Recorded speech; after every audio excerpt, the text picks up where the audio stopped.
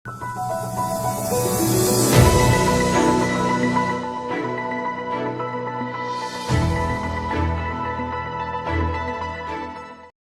గోపాల స్వామిని, నేను సంగారెడ్డి చెరువు ఆయకట్టు సన్నకారు రైతుని.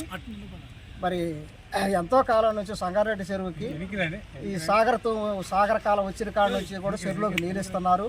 రైతులు 2 పంటలు పుష్కలంగా పండించుకుంటున్నాము.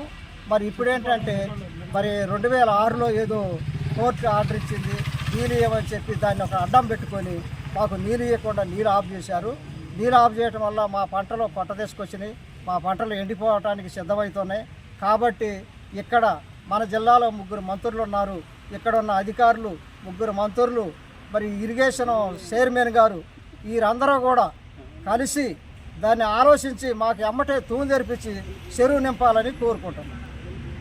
4 ఎకరాలు ఆయకట్టు రైతును ఉన్న సంగారెడ్డి చెరువు రీసెంట్గా ఎన్ఎస్పి వాటర్ రావడంతో మేము ఏంటని డిఈ గారిని ఈఈ గారిని మేము అడిగితే మీకు కోర్టులో ఉంది, మీ చెరువు తూము తీయటానికి వీల్లేదు, సాగర్ నుంచి మేము మీ చెరువుకి నీళ్ళు ఇవ్వమని అంటున్నారు.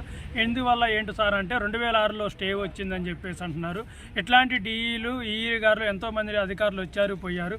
2006 నుంచి ఎన్ఎస్పి వాటర్ చెరువుకి ఇస్తూనే ఉన్నారు. 654 ఎకరాలు ఆయకట్టు పండుతూనే ఉంది. ఇప్పుడు వరకు తీరా అడిగితే మేము నీరు ఎటు పరిస్థితుల్లో కూడా ఇవ్వం.